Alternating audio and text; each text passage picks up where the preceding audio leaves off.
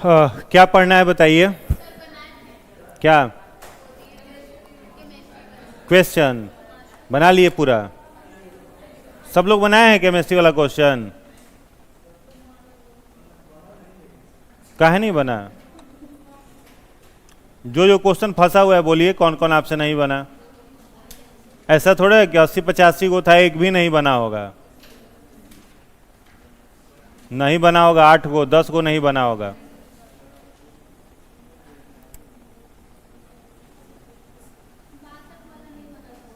क्या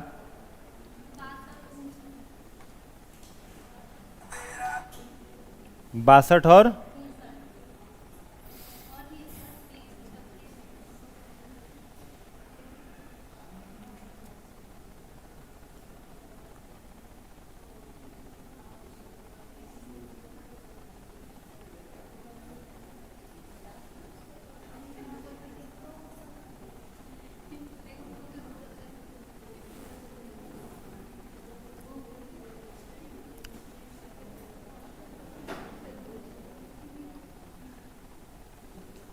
अच्छा, इसको लास्ट में हम लोग देख लेते हैं पढ़ने के बाद, ठीक है। चलिए, क्या पढ़े थे कल? कल की क्लास में क्या हुआ था? प्लाज्मा। अच्छा, ब्लड प्लाज्मा। हमको लगा केमिस्ट्री वाला प्लाज्मा। उसके बाद लिखिएगा, प्लाज्मा के बाद, हाँ प्लाज्मा के बाद लिखेंगे आरबीसी।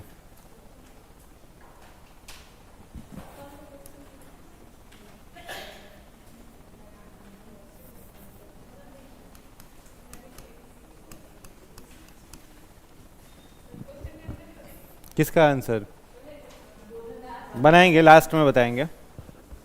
प्लाज्मा के बाद लिखिएगा आरबीसी। देखो, प्लाज्मा में हमने क्या बताया था कि प्लाज्मा का साइंटिफिक नेम क्या होता है? प्लाज्मा का साइंटिफिक नेम लिम्फोसाइट्स। क्या होता है? लिम्फोसाइट्स। उसको कहते हैं हम लोग क्या? Blood plasma. ब्लड प्लाज्मा कहते हैं या फिर क्या कहते हैं? लिम्फोसाइट्स, ठीक है। वो ब्लड का कैसा पार्ट होता है? लिक्विड। कैसा होता है? तरल भाग होता है ना ब्लड का। प्लाज्मा ब्लड का कैसा भाग होता है? तरल भाग होता है। वो क्या बनाता है हम लोगों के बॉडी के अंदर? हम लोग के बॉडी के अंदर क्या बनाता है वो? लिम्फेटिक सिस्टम, लसिका तंत्र कौन बनाता है? प्लाज्मा बनाता है। और हाँ, जो रोग प्रतिरोधक क्षमता है, इम्यून सिस्टम है हम लोगों का। और उस प्लाज्मा को बनाने में कौन मदद करता है? डब्ल्यूबीसी। कौन करता है? डब्ल्यूबीसी क्या बनाता है? प्लाज्मा बनाने में मदद करता है, ठीक है। प्लाज्मा में कितना पानी होता है? 90%। कौन कौन सा प्रोटीन होता है उसमें? एल्बुलिन और ग्लोबुलिन। कितना परसेंट? 7%। और 3% क्या होता है? नमक होता है। प्लाज्मा टोटल ब्लड का कितना होता है? 55% होता है, ठीक है। ब्लड कैसा टिश्यू है? Connective tissue. कनेक्टिव टिश्यू है, फ्लूइड कनेक्टिव टिश्यू कहते हैं। कितना पीएच मान होता है इसका? एसिडिक है कि बेसिक है? कैसा सॉल्यूशन है? कोलोइडल सॉल्यूशन है, ठीक है। कैसा सॉल्यूशन है? कोलोइडल सॉल्यूशन है। बोन को मसल्स से जोड़ने का काम कौन सा टिश्यू करता है? बोन को मसल से टेंडन। कौन जोड़ेगा? टेंडन। और बोन को बोन से जोड़ने का काम लिगामेंट। और बोन को मसल से जोड़ने का काम सेलेक्सर। कौन करता है? सेलेक्सर, ठीक है। याद नहीं किए आप लोग? हाँ, चलो कोई नहीं। आ जाओ, आरबीसी हेडिंग बना लीजिए। आरबीसी में लिखिएगा पहला पॉइंट। इसमें आरबीसी में पहला पॉइंट लिखिएगा,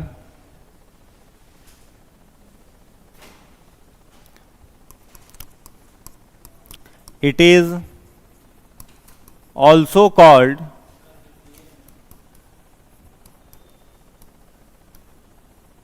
इरिथ्रोसाइट्स। इसे इरिथ्रोसाइट्स भी कहते हैं। इसे इरिथ्रोसाइट्स भी कहते हैं।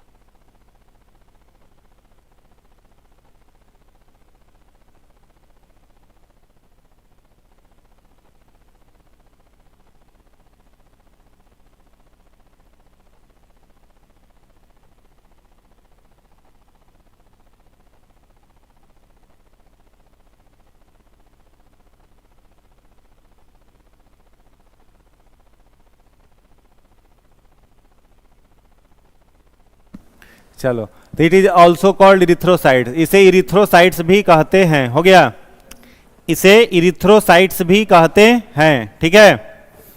देखो इरिथ्रोसाइट्स भी कहा जाता है, या कई जगह पर इसका फुल फॉर्म के रूप में लिखा हुआ क्या रहता है, रेड ब्लड सेल नहीं होता, कॉर्पस्क्यूल्स होता है, कॉर्पस्क्यूल्स, ठीक है, रेड ब्लड कॉर्पस्क्यूल्स भी इसको क्या कहा जाता है। तो आरबीसी का फुल फॉर्म है रेड ब्लड कॉर्पस्क्यूल्स, या फिर साइंटिफिक नेम अगर इसका पूछे तो क्या कहिएगा, इरिथ्रोसाइट्स होता है, ठीक है।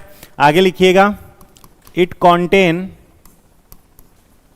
Haemoglobin pigment, it contain haemoglobin pigment, इसमें हीमोग्लोबिन वर्णक पाया जाता है, इसमें हीमोग्लोबिन वर्णक, इसमें हीमोग्लोबिन वर्णक पाया जाता है, इसमें हीमोग्लोबिन वर्णक पाया जाता है। एक और पॉइंट लिखिएगा इसमें,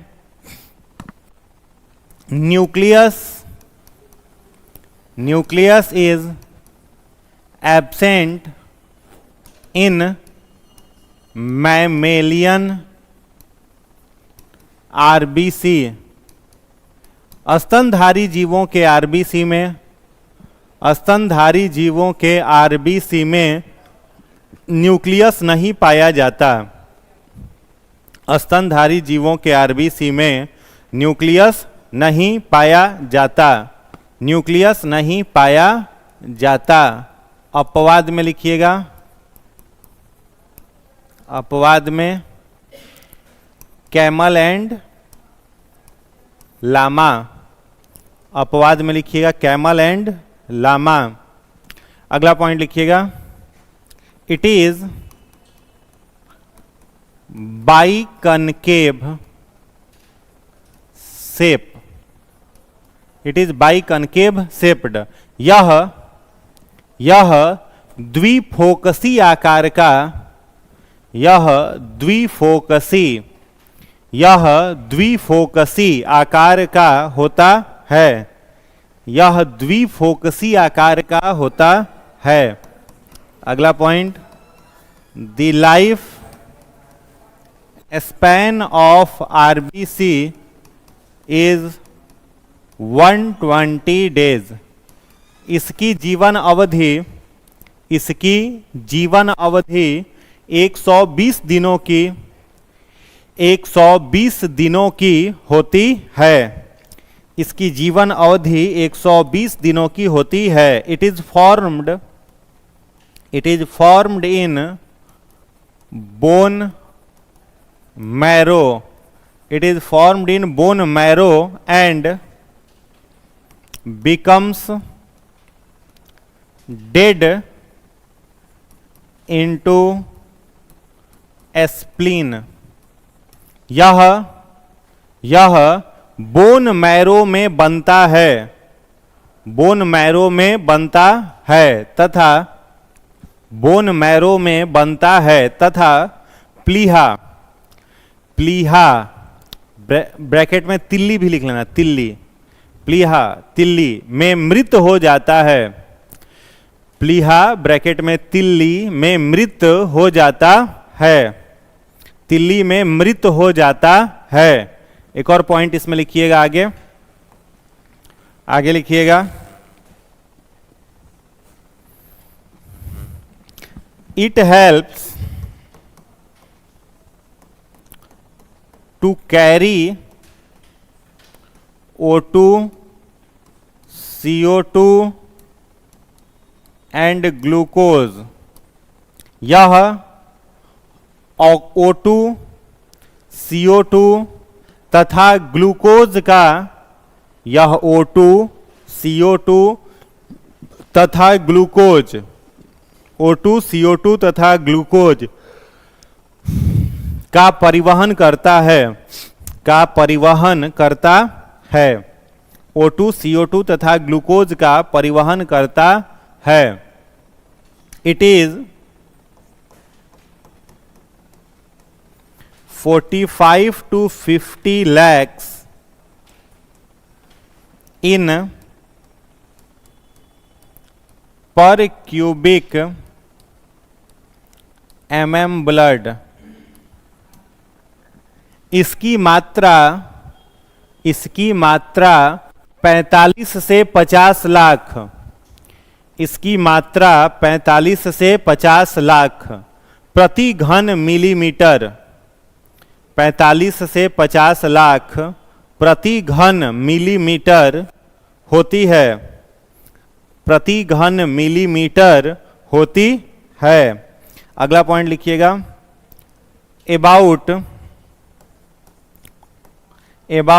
12 to 17 gram, 12 to 17 gram haemoglobin present in 100 ml blood, प्रति 100 ml रक्त में, प्रति 100 ml रक्त में हीमोग्लोबिन की मात्रा, प्रति 100 ml रक्त में हीमोग्लोबिन की मात्रा, हीमोग्लोबिन की मात्रा 12 से 17 ग्राम, 12 से 17 ग्राम होती है, 12 से 17 ग्राम होती है।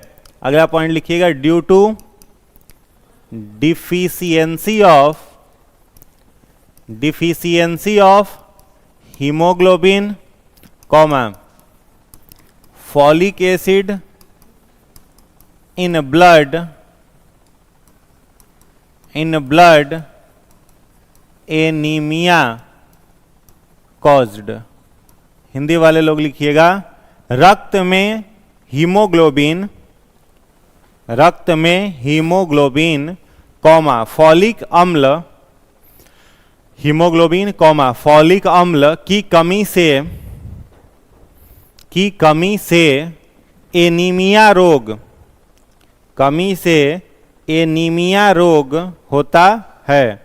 हीमोग्लोबिन फॉलिक अम्ल की कमी से एनीमिया रोग होता है। अगला पॉइंट लिखिएगा, at height and during accident number of RBC increased, दुर्घटना के दौरान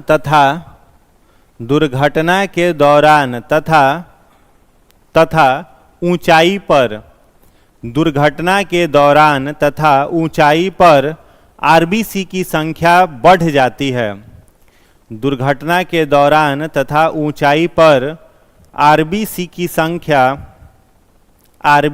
संख्या बढ़ जाती है। हो गया, इसको देख लो फटाफट। देखिए जो पॉइंट लिखा हुआ है फटाफट डिस्कस कर रहे हैं, ध्यान से देख लीजिए। पहला पॉइंट लिखा हुआ है कि इसका नाम क्या है, इरिथ्रोसाइट्स, साइंटिफिक नेम क्या है, इरिथ्रोसाइट्स। इरिथ्रो वर्ड का मतलब क्या होता है मालूम है, कलरफुल।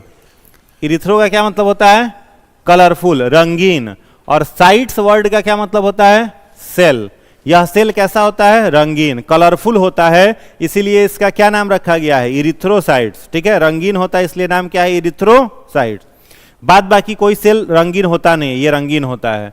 ये रंगीन क्यों होता है, उसका कारण क्या है, इसमें कौन सा पिगमेंट पाया जाता है, हीमोग्लोबिन पाया जाता है, इसीलिए किस रंग का होता है, लाल रंग का होता है। हीमोग्लोबिन क्या है पूछा जाए तो आयरन होता है। क्या होता है, आयरन, लौह होता है। ठीक है, लौह कण होता है हीमोग्लोबिन।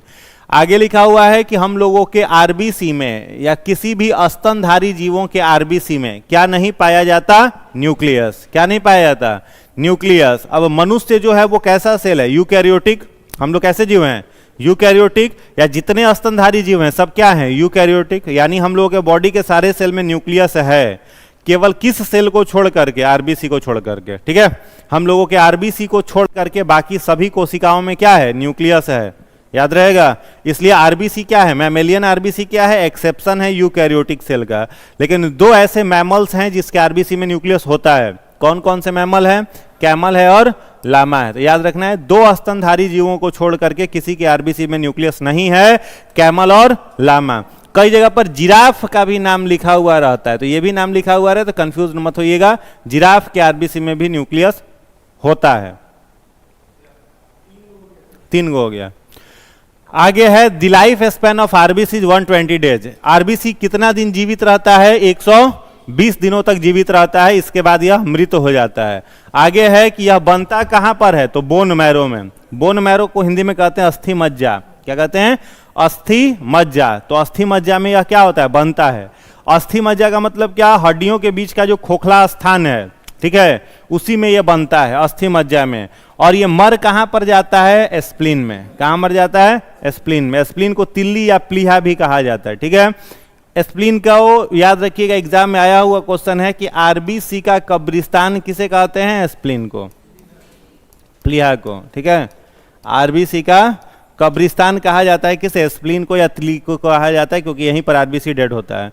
आगे है कि हम लोगों का जो आरबीसी है, यही आरबीसी हम लोगों के शरीर की कोशिकाओं में इन तीनों पदार्थों का परिवहन करता है, ऑक्सीजन का, कार्बन डाइऑक्साइड का और ग्लूकोज का। यानी हम लोगों के सेल के अंदर ऑक्सीजन, कार्बन डाइऑक्साइड और ग्लूकोज जो परिवहन हो रहा है, वो कौन करता है परिवहन? आरबीसी करता है, ठीक है। आगे लिखा हुआ है कि आरबीसी की संख्या कितनी है? तो अगर पर क्यूबिक 1 क्यूबिक mm ब्लड को लिया जाए तो उसमें लगभग 45 से 50 लाख आरबीसी मिलेगा, ठीक है। कितना? 45 से 50 लाख प्रति पर क्यूबिक mm ब्लड में यह है। आरबीसी के अंदर हीमोग्लोबिन की संख्या अगर पूछा जाए, हीमोग्लोबिन का है आरबीसी में, तो 100 ml अगर ब्लड लिया जाए तो 100 ml ब्लड में स्वस्थ व्यक्ति में कितना हीमोग्लोबिन होना चाहिए? 12 से 17 ग्राम हीमोग्लोबिन उसके ब्लड में होना चाहिए। अगर इससे कम है तो वो किस बीमारी से पीड़ित है? एनीमिया। किस बीमारी से पीड़ित है? एनीमिया। एनीमिया को हिंदी में कहते हैं रक्त अल्पता। क्या कहते हैं? रक्त अल्पता। अब उसके शरीर के अंदर हीमोग्लोबिन कम है तो क्या क्या दिक्कत आएगा? उसके शरीर के सेल में ऑक्सीजन पहुंचेगा ही नहीं, तो हमेशा वो थकान उसको महसूस होगा, चक्कर आएगा, नींद आएगा, वीकनेस आएगा, ये सब लक्षण दिखाई देंगे, ठीक है। चलिए आगे लिखा हुआ है कि कहाँ बढ़ जाएगी? बच्चा में कौन सी ऐसा कि बढ़ जाएगा? Due to deficiency of haemoglobin. किसी के रक्त में हीमोग्लोबिन क्या हो जाए? घट जाए, या फिर उसके शरीर में क्या घट जाए? फॉलिक एसिड, या फिर क्या घट जाए? विटामिन B3, ठीक है, विटामिन B3। तो किसी के ब्लड में यदि हीमोग्लोबिन घट जाए, फॉलिक एसिड घट जाए, विटामिन B3 घट जाए, तो तीनों के कमी से व्यक्ति को कौन सा रोग होता है? एनीमिया, ठीक है, रक्त अल्पता बीमारी हो जाती है। ऊंचाई पर व्यक्ति जाए तो ऊंचाई पर जाएगा तो ऑक्सीजन बढ़ जाएगा कि घट जाएगा? घट जाएगा। हाइट पर जाओगे तो ऑक्सीजन कॉन्सेंट्रेशन क्या होगा? कम हो जाएगा। तो कम हो जाएगा तो सांस लेने में मजा आएगा? तकलीफ होगी। तो तकलीफ होगा तो हम लोगों का जितना आरबीसी है वो अपनी संख्या को क्या करना शुरू करेगा? बढ़ाना शुरू कर देगा, ताकि जो भी ऑक्सीजन मिल रहा है उसको शरीर के सेल तक डिस्ट्रीब्यूट कर दे। समझ गए? तो ऊंचाई पर जाओगे तो आरबीसी की संख्या सेल के भीतर क्या होने लगती है? बढ़ना शुरू हो जाता है। और दुर्घटना के समय, तो दुर्घटना के समय शरीर से जब ब्लड बाहर निकल रहा है तो आरबीसी क्या होने लगता है? बढ़ने लगता है। क्या कहा जाता है कि ब्लड डोनेट करना चाहिए। ब्लड डोनेट क्यों करना चाहिए? कि ब्लड जितना डोनेट करोगे उतना आरबीसी आपका शरीर क्या करेगा? तुरंत बनाना शुरू कर देता है। इसीलिए ब्लड डोनेट करने से खून की कमी होती नहीं है। समझ गए? तो दुर्घटना के समय ब्लड डोनेट करने से, ऊंचाई पर जाने में, इन सब में आरबीसी की संख्या में बढ़ोतरी होती है, आरबीसी बढ़ता है। क्लियर है? कोई दिक्कत? चलो आगे बढ़ते हैं। अगला हेडिंग बनाइएगा, नेक्स्ट हेडिंग बनाइएगा WBC। हाँ, सेल डिवीजन करेगा और कैसे बढ़ेगा? जो हम लोगों का बोन मैरो है, शरीर में कमी होगी तो बोन मैरो तेजी से बनाएगा नहीं। अब कप है, कप में क्या कुछ नहीं है तो क्या है? खाली है, हवा है तो जी करेक्ट, खाली है। हाँ, खाली कभी रह सकता है। तो शरीर के अंदर जितना ब्लड का कॉन्सेंट्रेशन है, जितना जगह है, ब्लड कम होगा तो तुरंत बोन मैरो क्या करेगा? बना देगा। कप खाली होगा तुरंत हवा क्या होगी? गर्म हवा। जैसे मान लो ये कमरा है, इसको एयर टाइट कर दें, जिसका गर्म हवा कहाँ उठ जाएगा? ऊपर, और ठंडा हवा नीचे। अब जो जो हवा गर्म होते रहेगा ऊपर उठते रहेगा, माने खाली स्थान कहीं होता नहीं है। तो हम लोग के ब्लड बॉडी के अंदर अगर कमी होगा आरबीसी का तो तुरंत बोन मैरो आरबीसी बनाना शुरू कर देगा। ठीक है, चलिए WBC हेडिंग बना लीजिए, व्हाइट ब्लड कॉर्पस्क्यूल्स। इसमें लिखिएगा It is also called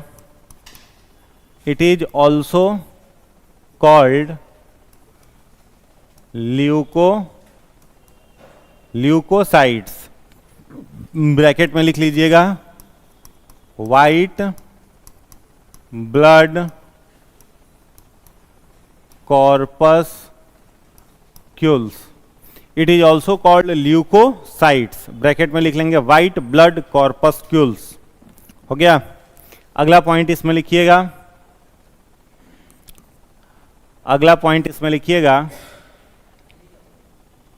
वही लिखो, हिंदी और क्या है।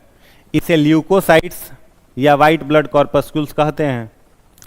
अगला पॉइंट इसमें लिखिएगा, nucleus present in WBC। WBC में न्यूक्लियस उपस्थित होता है, WBC में न्यूक्लियस उपस्थित होता है, WBC में न्यूक्लियस उपस्थित होता है। The shape of WBC is irregular. यह अनियमित आकार का, यह अनियमित आकार का होता है, यह अनियमित आकार का होता है। नहीं होता है, न्यूक्लियस होता है, WBC में न्यूक्लियस होता है, कॉमा, यह अनियमित आकार का होता है, यह अनियमित आकार का होता है। अगला पॉइंट लिखिएगा, the life span of WBC is 2 to 5 days। WBC की जीवन अवधि, WBC की जीवन अवधि 2 से 5 दिनों की, WBC की जीवन अवधि 2 से 5 दिनों की होती है, 2 से 5 दिनों की होती है, 2 से 5 दिनों की होती है। नेक्स्ट पॉइंट लिखिएगा, it is 5 to 6,000 in per cubic mm blood. इसकी संख्या प्रति घन मिलीमीटर रक्त में, इसकी संख्या प्रति घन मिलीमीटर रक्त में, प्रति घन मिलीमीटर रक्त में 5 से 6,000 होती है। प्रति घन मिलीमीटर रक्त में 5 से 6,000 होती है। कितना होगा? 5 से 6,000 होगा। ठीक है, चलो आगे लिखना, आगे लिखिएगा, about 60% of WBC is neutrophils. WBC में लगभग 60% न्यूट्रोफिल्स पाया जाता है। WBC में लगभग 60% न्यूट्रोफिल्स, 60% न्यूट्रोफिल्स पाया जाता है। ठीक है, WBC में न्यूट्रोफिल्स की संख्या कितनी हो जाएगी? लगभग 60% हो जाएगी। ठीक है, अगला पॉइंट लिखिएगा, लिम्फोसाइट्स ऑफ, अगला पॉइंट लिखिएगा, lymphocytes of WBC helps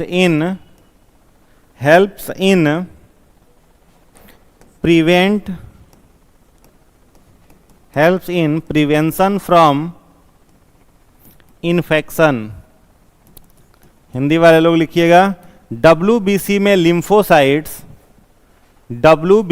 lymphocytes संक्रमण से बचाने का काम, WBC में लिम्फोसाइट्स संक्रमण से बचाने का काम, संक्रमण से बचाने का काम करता है, संक्रमण से बचाने का काम करता है, संक्रमण से बचाने का काम करता है।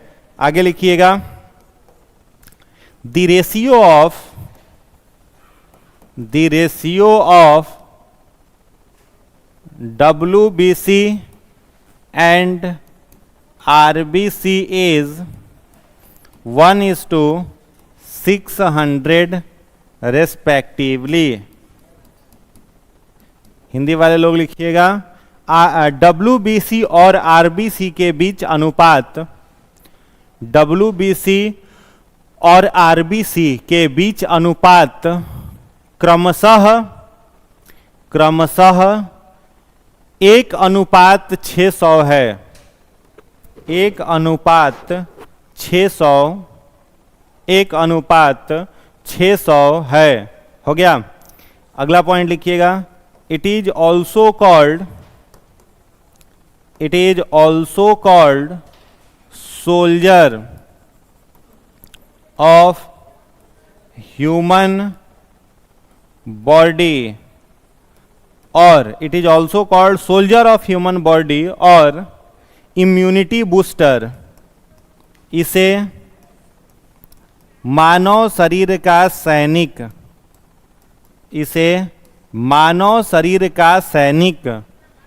मानव शरीर का सैनिक या इम्यूनिटी बूस्टर कहते हैं। मानव शरीर का सैनिक या इम्यूनिटी बूस्टर कहते हैं। इम्यूनिटी बूस्टर कहते हैं। अगला पॉइंट लिखिएगा, इन द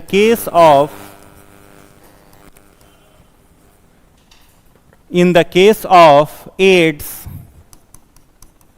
एड्स ब्रैकेट में लिखिएगा, acquired immunodeficiency syndrome caused by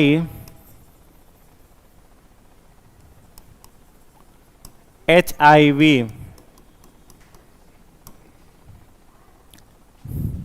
bracket में लिख लेना, retrovirus decrease the amount of WBC and patient lost their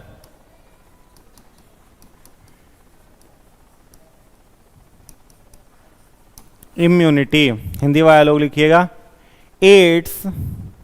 ads रोग में, एड्स का फिर ब्रैकेट में फुल फॉर्म लिख लीजिएगा, एड्स रोग में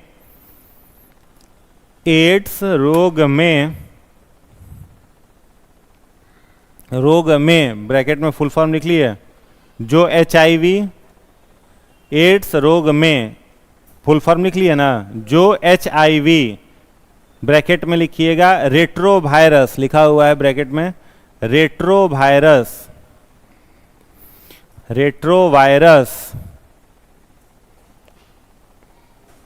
ब्रैकेट बंद से होता है। इसमें WBC की संख्या घट जाती है। WBC की संख्या घट जाती है, जिससे रोगी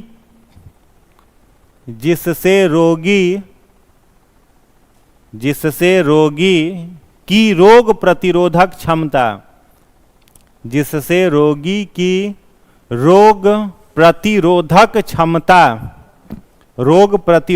क्षमता समाप्त हो जाती है। रोगी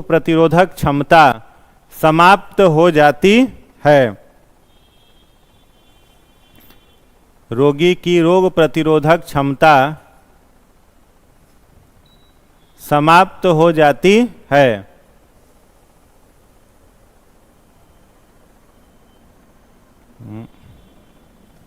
हो गया।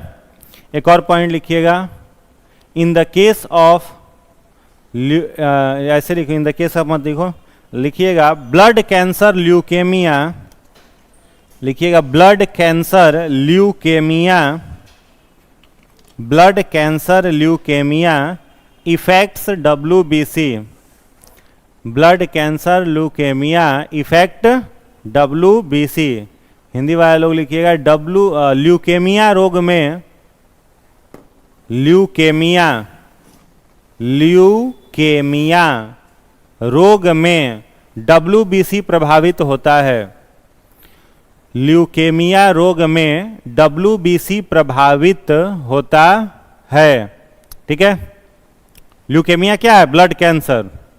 हाँ, ब्लड कैंसर होता है ल्यूकेमिया। उसमें पूछता है कि शरीर का कौन सा सेल प्रभावित होता है, तो याद रखिएगा ल्यूकेमिया में ना हम लोगों के बॉडी का ऑन्कोजीन प्रभावित होता है। ल्यूकेमिया में हम लोगों के बॉडी का कौन सा सेल प्रभावित होगा? ऑन्कोजीन, याद रखना है। ठीक है, और कैंसर के अध्ययन को क्या कहा जाता है? ऑन्कोलॉजी। लिखवाया था अभी हमने पहले, कैंसर के अध्ययन को कहा जाता है ऑन्कोलॉजी। और ऑन्कोलॉजी में अगर ऑन्कोजीन प्रभावित हो रहा है तो उस रोग को क्या कहेंगे? ल्यूकेमिया। क्या कहेंगे?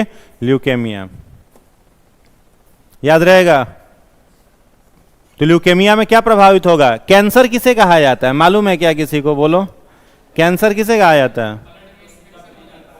ब्लड में ही थोड़े, कैंसर तो कहीं भी हो सकता है।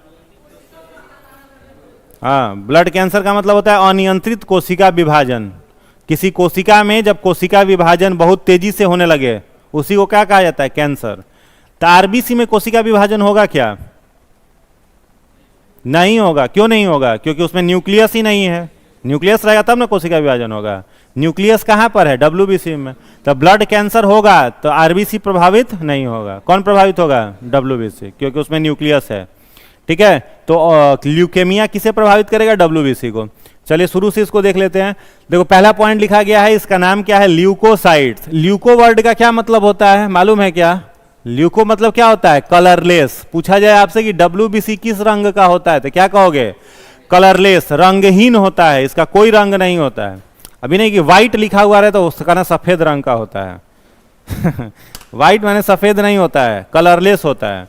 जैसे पानी किस रंग का होता है? कलरलेस होता है। पानी में कैसा स्वाद होता है? टेस्टलेस। पानी में कैसा गंध होता है? ऑर्डरलेस, कोई गंध नहीं होता है।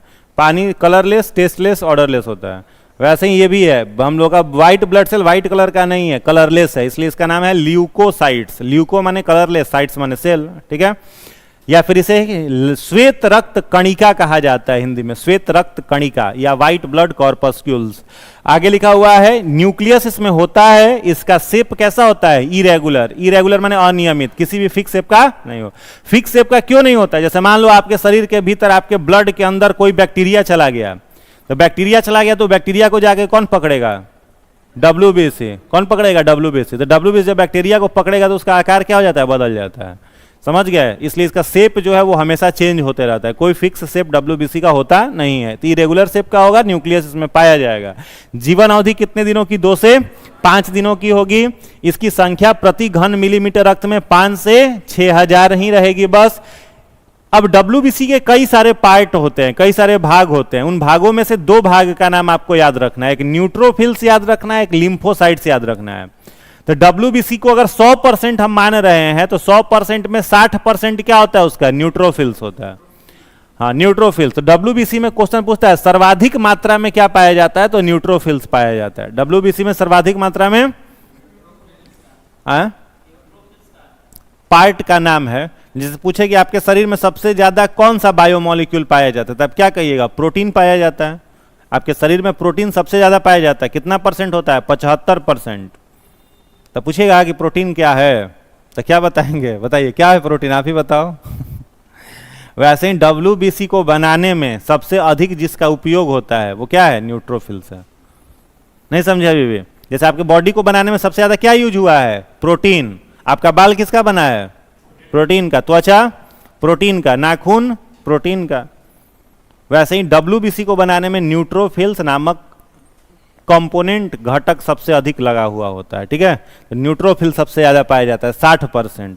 और उसमें के बाद लिम्फोसाइट्स जो होता है, डब्ल्यूबीसी का ही एक पार्ट है लिम्फोसाइट्स, वो क्या काम करता है, तो इन्फेक्शन से प्रोटेक्ट करता है, संक्रमण से बचाने का काम करता है। समझ गए, कोई भी बैक्टीरिया कोई भी जर्म्स आएगा तो उसे मारेगा कौन, लिम्फोसाइट्स मारेगा। आगे लिखा हुआ आरबीसी और डब्ल्यूबीसी का रेशियो पूछा जाए तो कितना, 1:600। डब्ल्यूबीसी कितना, 1, आरबीसी कितना, 600। मतलब आरबीसी डब्ल्यूबीसी से लगभग 600 गुना अधिक है, ठीक है। तो इन दोनों का रेशियो इंपॉर्टेंट है, याद रखना, 1:600। आगे है, it is also called soldier of human body, मानव शरीर का क्या कहेंगे, इसे सैनिक कहेंगे। और क्या कहेंगे, इम्यूनिटी बूस्टर। यहां पर ध्यान से समझना, इम्यूनिटी बूस्टर लिखा है हमने, इम्यूनिटी सिस्टम नहीं लिखा है। इम्यूनिटी सिस्टम कौन है हम लोगों का, प्लाज्मा। इम्यूनिटी सिस्टम कल बताए थे ना, कौन है, प्लाज्मा। इसको क्या कहा जाता है, प्लाज्मा को लिम्फेटिक सिस्टम, लिखाए थे ना कल। प्लाज्मा को क्या कहते हैं, लिम्फेटिक सिस्टम, लसिका तंत्र कहा जाता है। तो इस लसिका तंत्र को बनाने में कौन मदद करता है, डब्ल्यूबीसी। इसलिए डब्ल्यूबीसी को इम्यूनिटी बूस्टर कहते हैं, माने इस इम्यूनिटी को वो क्या करेगा, मजबूत करेगा। समझ गए। आगे लिखा हुआ है, in the case of AIDS, एक बीमारी है जिसका नाम है एड्स, ठीक है। एड्स बीमारी में इसका मतलब सब छिपा हुआ है इसके फुल फॉर्म में। पहला वर्ड क्या है, एक्वायर्ड। एक्वायर्ड को हिंदी में कहते हैं उपार्जित। क्या कहते हैं, उपार्जित, यानी वैसा रोग जो किसी को जन्म के बाद होता है उसको क्या कहा जाता है, एक्वायर्ड। जन्म के बाद होने वाली बीमारी को एक्वायर्ड कहा जाता है। बीमारी दो तरह की होती है, कॉन्जेनाइटल और एक एक्वायर्ड। कॉन्जेनाइटल माने जन्मजात रोग और एक्वायर्ड माने उपार्जित रोग। तो एड्स कब होगा, जन्म के बाद होगा, इसलिए इसका पहला वर्ड क्या है, एक्वायर्ड।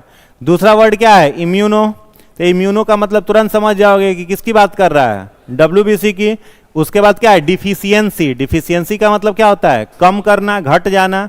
उसके बाद क्या है, सिंड्रोम। सिंड्रोम का मतलब कारक, फैक्टर। तो वैसा फैक्टर जो जन्म के बाद हो डब्ल्यूबीसी की संख्या को कम कर दे उसको क्या कहते हैं, एड्स। बात आई समझ में। उसके बाद लिखा है, अगर पूछा जाए कि किस वायरस से होगा तो वायरसवा का नाम क्या हो जाएगा, HIV, human immuno deficiency virus, ठीक है। HIV का मतलब क्या होता है, ह्यूमन इम्यूनो डिफिशियंसी वायरस, यानी मनुष्य के इम्यून को घटाने वाला वायरस। पूछा जाए कि ये वायरस किस फैमिली का है तो क्या कहोगे, रेट्रो वायरस। वायरस की एक फैमिली है जिसका नाम है रेट्रो वायरस। रेट्रो वायरस, इस रेट्रो वायरस के 3 सदस्य होते हैं। कौन कौन से 3 सदस्य हैं, एक सदस्य है इसका HIV, एक सदस्य है इसका TMV, एक सदस्य है इसका इन्फ्लुएंजा। समझ में आई बात। रेट्रो वायरस के कितने सदस्य हैं, 3 सदस्य हैं। कौन कौन से, HIV, TMV और इन्फ्लुएंजा। ये तीनों रेट्रो वायरस के अंतर्गत आते हैं। और सबसे विशेष बात यह है इन तीनों की कि इन तीनों का अगर पूछा जाए अनुवांशिक पदार्थ, जेनेटिक मटेरियल क्या होता है तो क्या कहोगे, RNA। PCS में ये क्वेश्चन पूछा हुआ है कि विषाणुओं का, वायरस का अनुवांशिक पदार्थ क्या होता है, तो या DNA या RNA। DNA और RNA में से दोनों एक ही होता है अनुवांशिक पदार्थ वायरस का। तो वायरस में रेट्रो वायरस अगर मेंशन कर दिया कि बताइए रेट्रो वायरस का अनुवांशिक पदार्थ क्या है, तब क्या कहिएगा, RNA। फैमिली है, उसमें कई सारे वायरस हैं, 3 वायरस ये हैं। डिजीज रेट्रो वायरस फैमिली है और ये तीनों इसके मेंबर हैं, सदस्य हैं। अरे सदस्य, जैसे वो फैमिली है मान लो, उस फैमिली में चाचा हैं, मौसा, माने मौसा तो नहीं है, चाचा हैं, बड़का पापा हैं, छोटका पापा हैं, ये सब होता है लोग ना। मझिला भाई है, बड़का भाई है, छोटका भाई है, समझ गए। हाँ, रेट्रो वायरस फैमिली है। अब जैसे कोरोना है तो कोरोना वायरस का क्या है, फैमिली है। कोरोना वायरस का क्या है, फैमिली है। इसमें कई सारे वायरस आते हैं, जैसे एगो साइरस आता है, इसमें सार्स वायरस आता है, एक आता है इसमें मर्स वायरस आता है, इसमें आता है आपका ओमिक्रॉन वायरस आता है, ओमेगा वायरस आता है। तो कोरोना क्या है, फैमिली हो गया। वैसे ही रेट्रो वायरस फैमिली है, उसके सदस्य 3। जेनेटिक मटेरियल उसके अंदर RNA रहता है, मतलब वो किसी व्यक्ति के भीतर जाएगा तो RNA लेकर के जाएगा। नहीं बुझाया। हम लोग का जेनेटिक मटेरियल क्या है, DNA है। तो हम लोग का संतान जन्म लेगा तो हम लोगों से गुण अथवा दोष कौन पहुंचाएगा उस संतान के अंदर, DNA। तो उसका संतान जन्म लेगा तो उसका कौन पहुंचाएगा? बस बुझाया। सॉफ्टवेयर स्लो है आप लोगों का। आप बोलिए ना।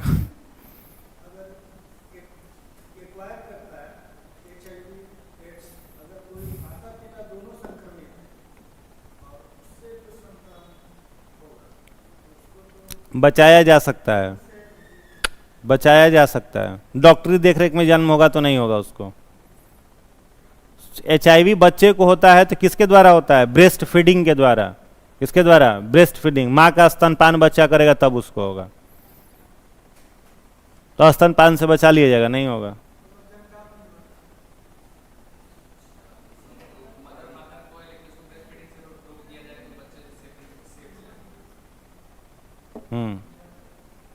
लिख लिए? है ना, डीएनए हिले नहीं तो ट्रांसफर कहाँ से होगा? उसमें डीएनए तो है ही नहीं ना। तो डीएनए जाए क्या मतलब है? डीएनए में थोड़ी रहेगा वायरस। वायरस, ये जो वायरस होता है वो हम लोग मतलब जिसको प्रभावित करे उसके ब्लड में रहेगा, फीमेल के वेजाइनल फ्लूइड में रहेगा और मेल के स्पर्म सेल में रहेगा। 3 जगह पर बस है। समझ गए? चलो हो गया।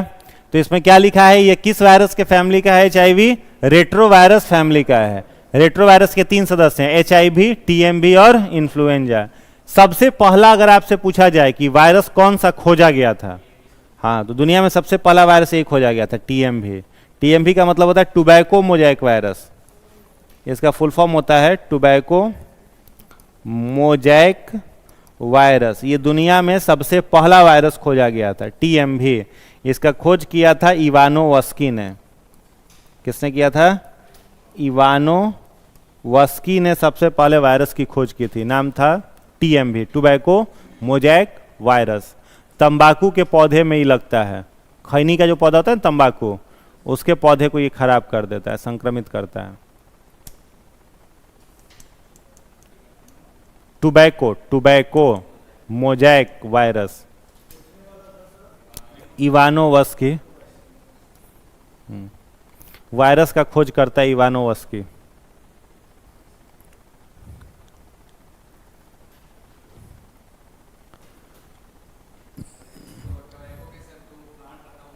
पत्ता में उसके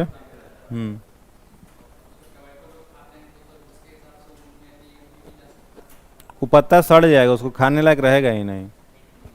खेती को बर्बाद कर देता है ये वायरस, तंबाकू की खेती को बर्बाद करता है। हाँ, ले सकता है।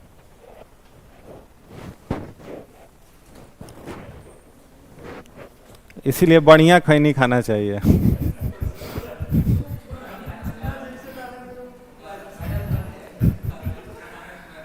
हाँ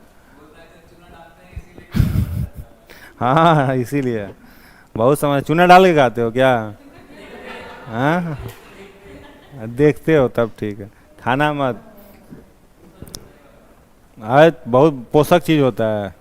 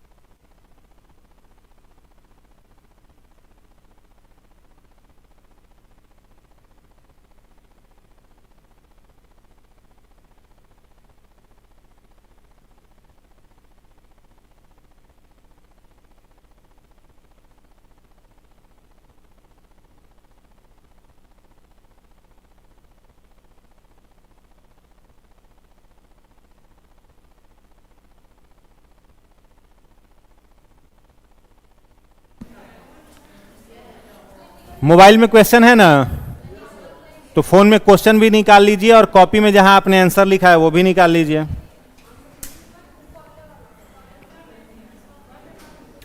हो गया?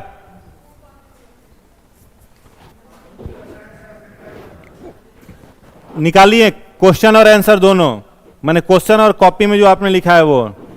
पहला क्वेश्चन है, आधुनिक रसायन शास्त्र का जनक किसे माना जाता है? तो आधुनिक रसायन शास्त्र का जनक एंटोनी लेवाइजर को माना जाता है। Option number D.